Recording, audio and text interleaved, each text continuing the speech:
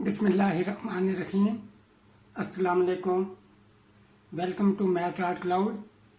आज हम exercise 3.4 first year का क्वेश्चन नंबर 10 सॉल्व करेंगे। क्वेश्चन नंबर 10 में हमने मैट्रिसेस के रैंक फाइंड करने हैं। हमें क्वेश्चन नंबर 10 में 3 मैट्रिसेस दिए गए हैं, तो हमने तीनों मैट्रिसेस के रैंक फाइंड करने हैं। रैंक फाइंड करने के लिए हमें सबसे पहले जो हमें मैट्रिक्स दिया गया होगा उसे हमने रिड्यूस एचेलन फॉर्म में ट्रांसफॉर्म करना है रो ऑपरेशन यूज़ करते हुए। हम अपना क्वेश्चन स्टार्ट करते हैं। तो जो फर्स्ट स्टेप होगा हमारा, जब भी हमने रिड्यूस एचेलन फॉर्म में क्या कहते हैं मैट्रिक्स को कन्वर्ट करना है, तब A11 जो पोजीशन होगी, यहाँ पे जो एलिमेंट होगा हमारे पास उसको हमने 1 बनाना होगा। अब यहाँ देखें, ये हमारे पास जो फर्स्ट रो फर्स्ट कॉलम यानी कि A11 जो एलिमेंट है वो पहले से 1 मौजूद है, लिहाजा हम नेक्स्ट स्टेप पे जाएंगे। नेक्स्ट स्टेप में हमने ये करना है कि इस एलिमेंट के नीचे 1 के नीचे जितने भी हमारे पास एलिमेंट्स होंगे उनको हमने रो ऑपरेशन यूज़ करते हुए 0 बनाना है। तो हम कुछ यूँ करेंगे कि रो 1 को हम मल्टीप्लाई करेंगे -2 के साथ। इसे -2 से मल्टीप्लाई करेंगे तो -2 आएगा, ऐड कर देंगे रो 2 में तो ये हमारे पास 0 हो जाएगा। इसी तरह इसे 0 बनाना है हमने, तो रो 1 को हम मल्टीप्लाई करेंगे -3 के साथ और ऐड कर देंगे हम रो 3 में, तो हमारे पास जो रो इक्वलेंट मैट्रिक्स आएगा वो कुछ ये होगा 1 -1 2 1। यहाँ पे हमारे पास 0 हो जाएगा। अब हमने इसे -2 से मल्टीप्लाई किया तो ये हमारे पास 2 हो जाएगा। 2 को -6 में ऐड करेंगे -4। 2 को -2 से मल्टीप्लाई किया -4। -4 को 5 में ऐड करेंगे 1 आ जाएगा। -2 को मल्टीप्लाई करेंगे 1 के साथ तो -2 आएगा। -2 को 1 में ऐड करेंगे तो हमारे पास -1 आ जाएगा। अब -3 से मल्टीप्लाई करेंगे और ऐड करेंगे तो ये 0। -3 से मल्टीप्लाई करेंगे -1 को तो 3 आएगा। 3 को 5 में ऐड करेंगे 8 हो जाएगा। -3 को मल्टीप्लाई करेंगे 2 के साथ -6 हो जाएगा। -6 को 4 में ऐड करेंगे -2 आ जाएगा। -3 को मल्टीप्लाई करेंगे हम 1 के साथ -3 आएगा। -3 को ऐड करेंगे -3 में तो हमारे पास -6 आ जाएगा। अब हमारा जो नेक्स्ट टारगेट होता है, याद रखें कि जब ये पहला स्टेप यहाँ 1 बनाना है, सेकंड स्टेप इस 1 के नीचे 0, थर्ड स्टेप के यहाँ पे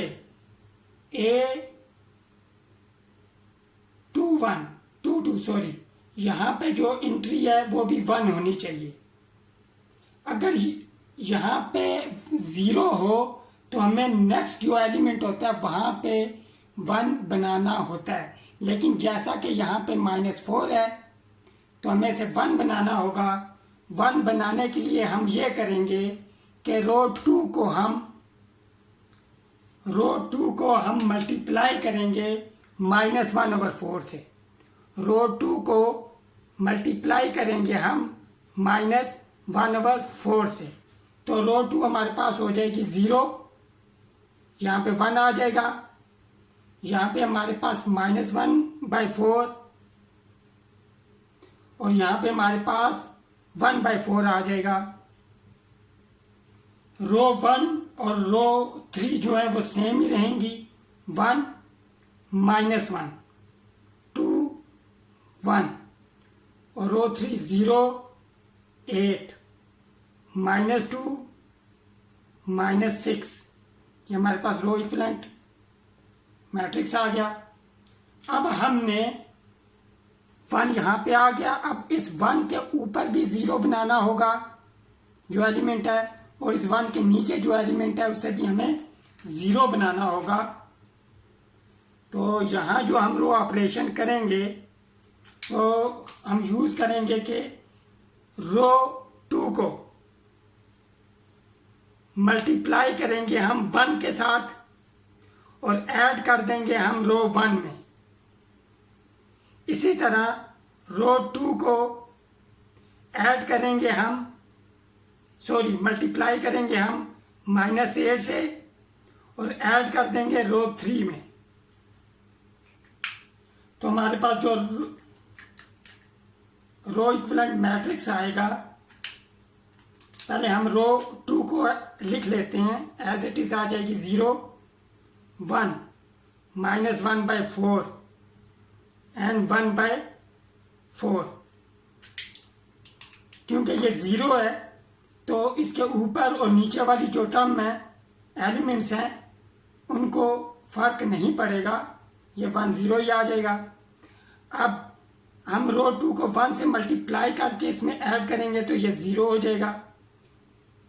रो 2 को यानी कि इस एलिमेंट को 1 से मल्टीप्लाई करेंगे तो 2 में ऐड करना पड़ेगा। जब हम 1 को मल्टीप्लाई करेंगे -1/4 के साथ तो -1/4 आएगा, +2 करना पड़ेगा। -1/4 +2 4 LCM आ जाएगा। -1 +8 तो ये हमारे पास 7/4 आ जाएगा। यहाँ पे 7/4।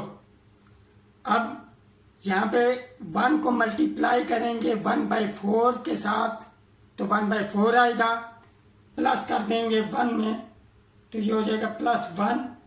तो यहाँ पे हमारे पास आ जाएगा 4 तो 3/4 आ जाएगा यहाँ पे।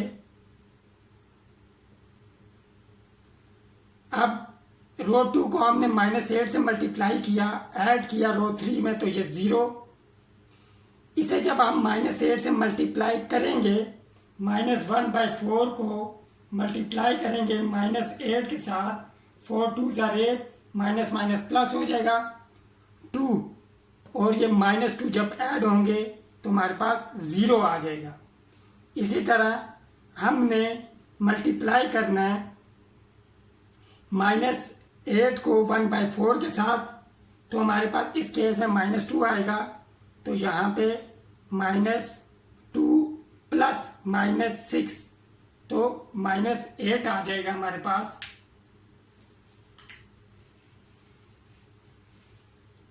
अब यहाँ पे हमने 1 बनाना है और इसके ऊपर अब ये देखें, ये हमारे पास रिड्यूस एचिलन फॉर्म हो गई है, क्योंकि कंडीशन ये होती है 1 के नीचे 0 0 1 0 और यहाँ पे हमने 1 बनाना था इस एंट्री में इस पोजीशन पे, लेकिन ये 0 है, हमें यहाँ पे 1 बनाना होगा।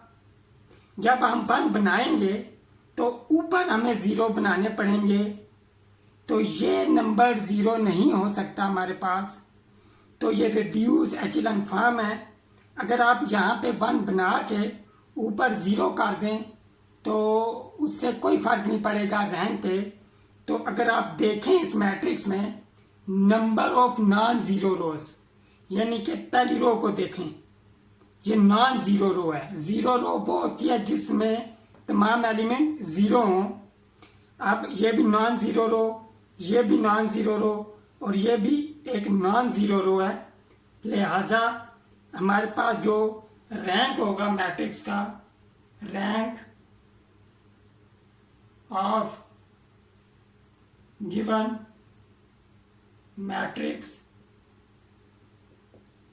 is equal to number of non-zero rows in reduced echelon form and number of non-zero rows is 3, तो लिहाजा हमारे जो मैट्रिक्स है इसका रैंक हमारे पास 3 हो जाएगा।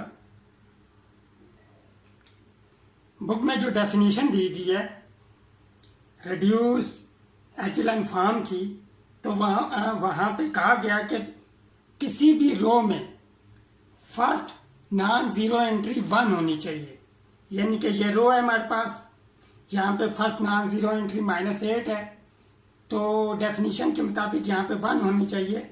लेकिन ये ज़रूरी नहीं होता, कुछ बुक्स में ये जो कंडीशन है इसे रिक्वायर नहीं, यानी कि इसे कंसिडर नहीं किया जाता। अगर आप डेफिनेशन पढ़ें तो वहाँ नीचे ये रिमार्क्स लिखा हुआ है कि कुछ books some authors do not require condition 3।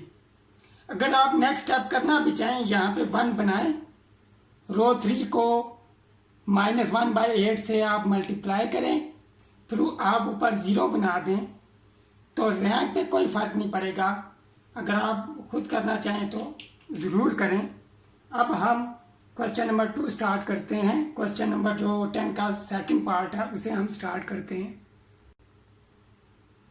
Question number 2 में हमें मैट्रिक्स दिया गया है ऑर्डर 3/4 का। हमने इसका रैंक फाइंड करना है।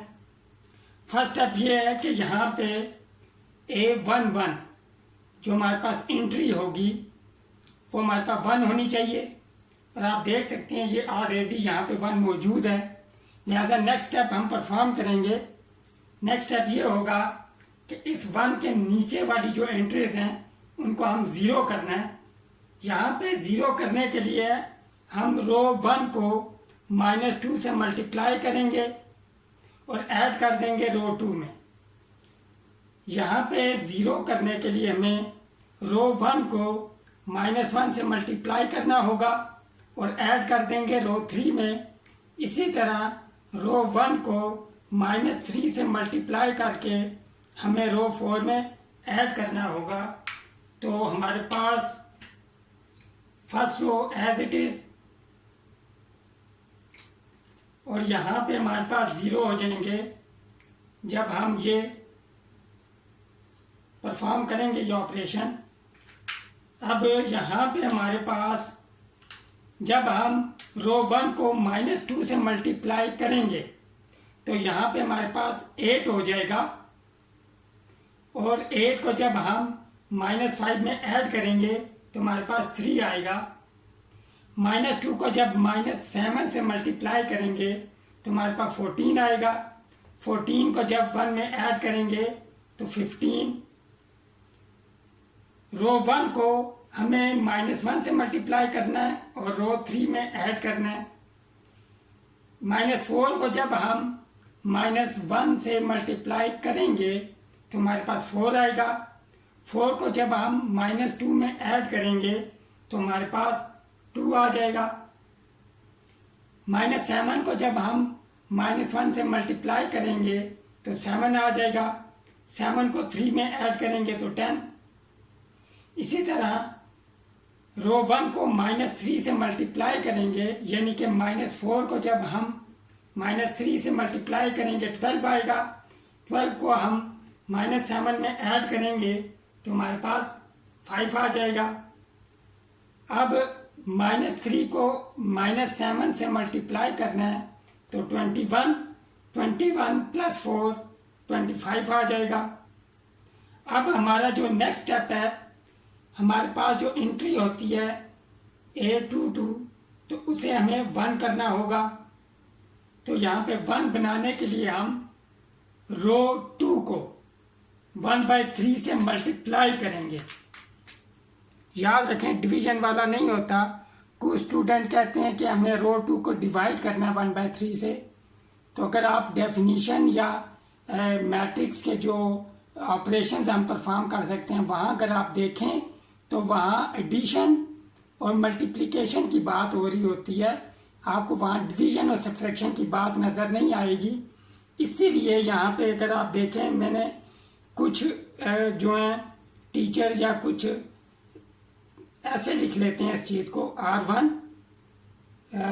-2 R2, बात एक ही है, लेकिन मैं डेफिनीशन को ज़रा फॉलो कर रहा हूँ इस केस में, ज़रा फ़र्क नहीं पड़ता अगर आप लिख दें, लेकिन टेक्निकली बेहतर यह है कि आप लिखें कि रो 2 को मल्टीप्लाई कर रहे हैं हम 1/3 के साथ, तो रो 1, रो 3, रो 4 एज इट इज़ आ जाएंगी, 1 -4 -7, और रो 3 हमारे पास 0 2 10, और रो 4 0 5 25, और रो 2 हमारे पास हो जाएगी 0 1 और यहाँ पे 5। अब हमने इस 1 के ऊपर भी 0 करने हैं, बनाना होगा, और नीचे भी 0 बनाने होंगे जो भी एलिमेंट्स हैं। तो हम ये करेंगे कि रो 1 को, रो 2 को मल्टीप्लाई करेंगे 4 के साथ और ऐड कर देंगे रो 1 में, तो रो 2 को हम लिख लेते हैं एज इट इज़। जैसा कि ये 0 है, इसके ऊपर और नीचे वाली एंट्रीज पे कोई फर्क नहीं पड़ेगा। अब जब हम 4 से मल्टीप्लाई करेंगे रो 2 को और -4 में ऐड करेंगे तो ये 0, 4 से मल्टीप्लाई करेंगे तो 20 + -7 13 हो जाएगा। अब हमने रो 2 को मल्टीप्लाई करना है, रो 2 को मल्टीप्लाई करेंगे हम -2 के साथ और ऐड कर देंगे रो 3 में, तो यहाँ पे हमारे पास 0 आ जाएगा। -2 से मल्टीप्लाई करेंगे 5 को तो -10 + 10 0 हो जाएगा।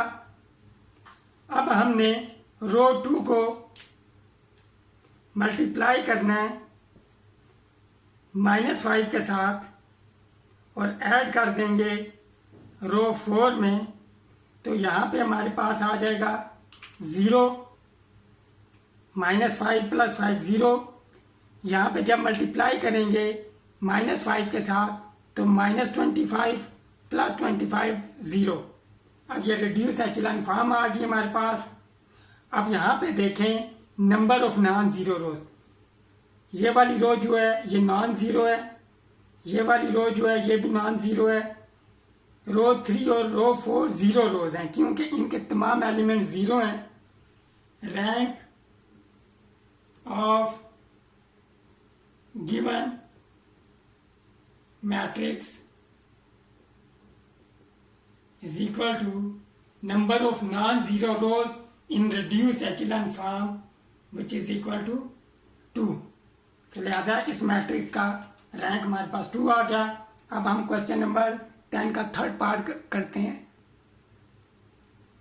क्वेश्चन नंबर 3 को स्टार्ट करते हैं। अब फर्स्ट हमारा स्टेप होगा कि A11 वाली जो एंट्री है वो 1 होनी चाहिए। अब यहाँ पे देखें 3 है तो इसे 1 बनाना है। एक तो हम ये कर सकते हैं कि रो 1 को हम मल्टीप्लाई कर दें 1/3 से। अगर हम 1/3 से मल्टीप्लाई करते हैं तो यहाँ पे फ्रैक्शन आ जाएगी। तो इस चीज़ से हमें हमेशा बचना होता है कि जब भी हम एचेलॉन रिड्यूस एचेलॉन फॉर्म में कन्वर्ट करें तो हमें कोशिश करनी चाहिए कि फ्रैक्शन ना आए, क्योंकि फ्रैक्शन से कैलकुलेशन कॉम्प्लिकेटेड हो जाती है। तो यहाँ पे हम दूसरा तरीका ये है 1 बनाने का कि हम रो 2 और रो 1 को इंटरचेंज कर लें। तो हम यहाँ पे इंटरचेंज करेंगे रो 1 और रो 2 को,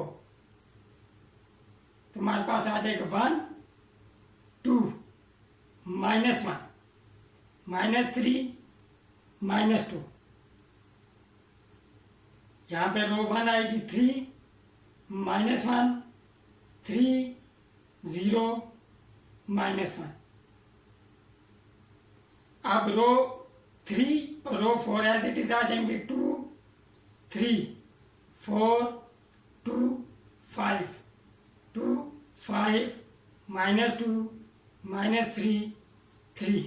यहाँ पे हमने जो ऑपरेशन किया रो ऑपरेशन, वो हमने किया कि रो 1 और 2 को इंटरचेंज किया। अब यहाँ पे हम ये करेंगे कि यहाँ पे जो 1 के नीचे तमाम एंट्रीज को 0 करना है हमने। 1 2 -1 -3 -2 रो 1 हमने लिख लिया एज इट इज। अब हम रो 1 को मल्टीप्लाई करेंगे -3 के साथ और ऐड कर देंगे रो 2 में, तो हमारे पास आ जाएगा 0 -3 + 3 0। यहाँ पे -3 को 2 से मल्टीप्लाई करेंगे -6 -6 -1 -7 -3 को -1 से मल्टीप्लाई करेंगे 3 3 + 3 6 -3 को -3 से मल्टीप्लाई करेंगे 9 आएगा। 9 + 0 9 आ जाएगा। इसी तरह -3 को -2 से मल्टीप्लाई करेंगे 6 6 + -1 हमारे पास 5 आ जाएगा। अब हमने रो 1 को मल्टीप्लाई करना है -2 के साथ और ऐड कर देना है रो 3 में। सिमिलरली रो 1 को हमने मल्टीप्लाई करना है -2 के साथ और ऐड कर देना है रो 4 में, क्योंकि यहाँ पे दोनों हमारे पास जो एंट्रीज हैं वो 2 हैं, तो यहाँ पे हमारे पास हो जाएगा 0 और यहाँ पे भी 0। -2 से मल्टीप्लाई करेंगे -4 + 3 हमारे पास -1 आ जाएगा। ये +2 हो जाएगा, +4 6 आ जाएगा। -2 मल्टीप्लाई बाय -3 6 + 2 8 आ जाएगा। -2 मल्टीप्लाई बाय -2 4 हो जाएगा। 4 + 5 9 आ जाएगा। -2 मल्टीप्लाई बाय 2 -4 हमारे पास यहाँ पे +5 तो यहाँ पे हो जाएगा 1। -2 मल्टीप्लाई बाय हमारे पास हो जाएगा -1 2 -2 यहाँ पे 0। -2 मल्टीप्लाई बाय -3 6 + -3 3 हो जाएगा। यहाँ पे -4 + 3 7 आ जाएगा। हमारे पास रो इक्विवेलेंट ऑपरेशन मैट्रिक्स आ गया।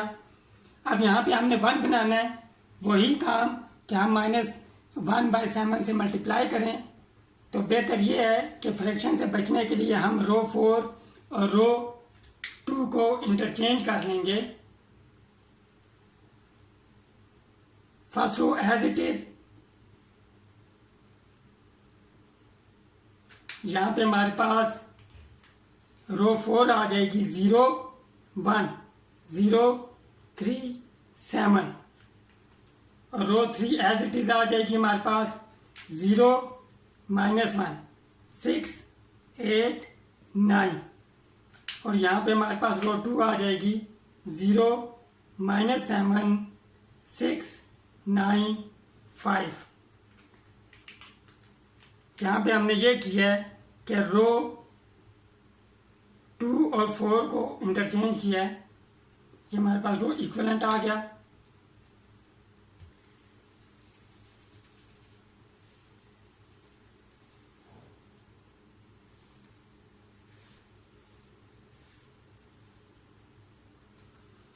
अब हमने इस 1 के ऊपर और नीचे 0 करने हैं, तो हम करेंगे रो 1 को रो 2 को मल्टीप्लाई करेंगे -2 के साथ ऐड कर देंगे रो 1 में।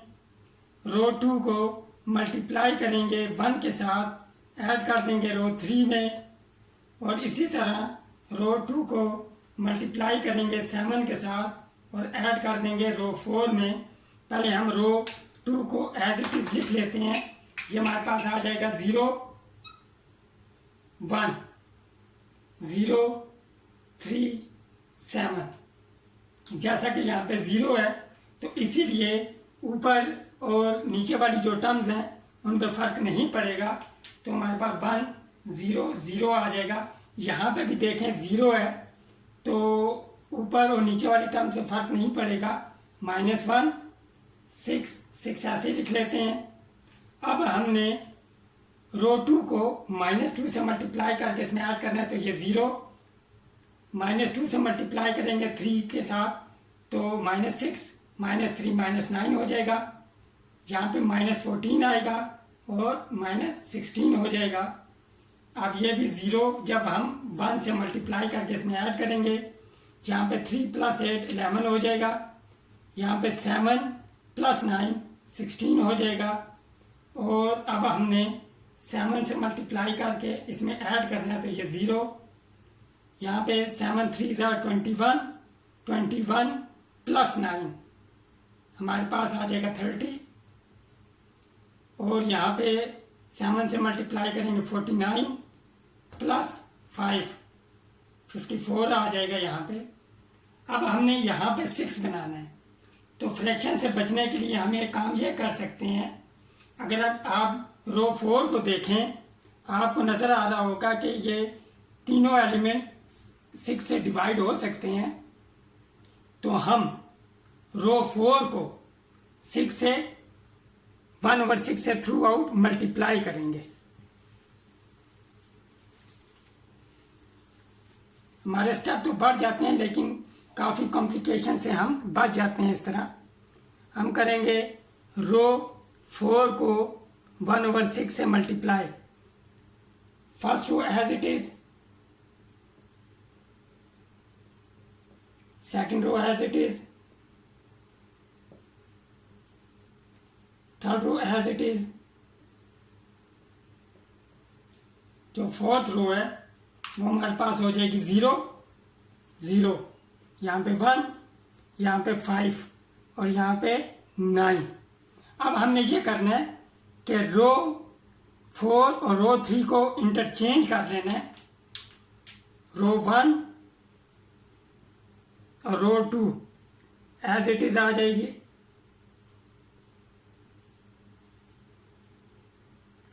रो 4 की जगह रो 3 की जगह रो 4 आ जाएगी। 0 0 6 11 16। यहाँ पे हमने किया रो 3 और 4 को इंटरचेंज। अब हमें इस 1 के ऊपर और नीचे 0 बनाने हैं।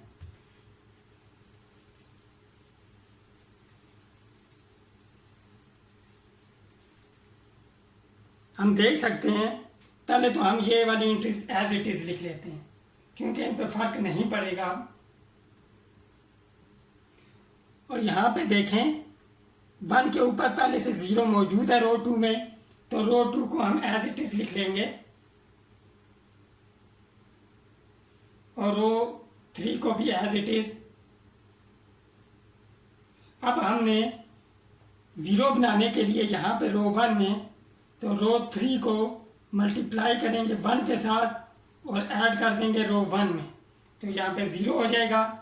5 को 1 से मल्टीप्लाई करेंगे 5 5 + -9 तो -4 आ जाएगा। 9 + -16 -7 आ जाएगा।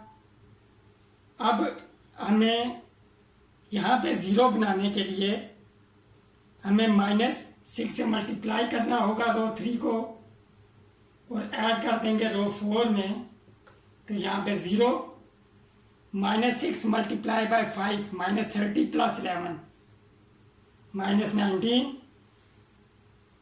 यहाँ पे -6 को जब 9 से मल्टीप्लाई करेंगे तो हमारे पास आ जाएगा -54 + 16 -54 + 16 हमारे पास आ जाएगा -38। अब हमें यहाँ पे 1 बनाना होगा, तो यहाँ पे 1 बनाने के लिए हम रो 4 को थ्रू आउट मल्टीप्लाई करेंगे -19 से, -1/19 से। First row as it is 1 0 0 -4 -7 0 1 0 3 7 0 0 1 5 9। जब हम रो 4 को -1/19 से मल्टीप्लाई करेंगे 0 0 0 1 और यहाँ पे 2 आ जाएगा। अब इस 1 के ऊपर 0 बनाने हैं हमने,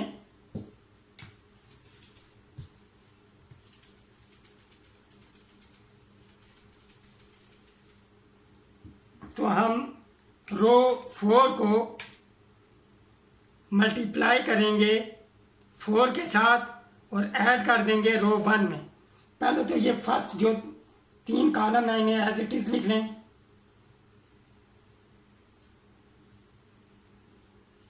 और डेफिनेटली हमें ये 0 बनाने होंगे, तो इन्हें भी हम ये 0 0 1 लिख लेते हैं। अब हमने रो 4 को 4 से मल्टीप्लाई किया, यहाँ पे 8 आएगा, 8 प्लस -7 1 हो जाएगा। अब रो 4 को मल्टीप्लाई करेंगे हम -3 के साथ और ऐड कर देंगे रो 2 में।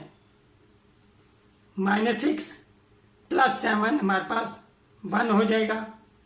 इसी तरह रो 4 को हमें मल्टीप्लाई करना होगा -5 के साथ और ऐड करना होगा रो 3 में, तो ये 0 और ये जब हम -5 से मल्टीप्लाई करेंगे -10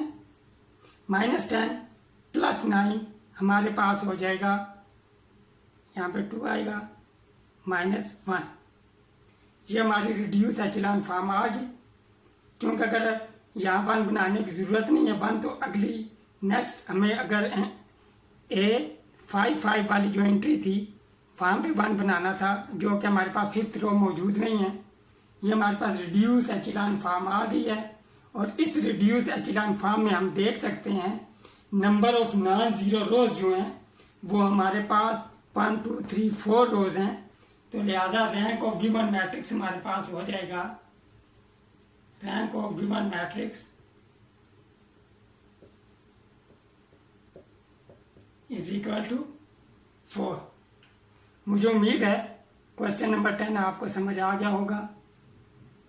अगर आपको मेरी ये वीडियो पसंद आई है, इसे लाइक करें, इसे शेयर करें, और मेरे चैनल math.cloud को आप सब्सक्राइब करें। मिलते हैं नेक्स्ट वीडियो में एक नई एक्सरसाइज के साथ। टिल देन टेक केयर, अल्लाह हाफिज़।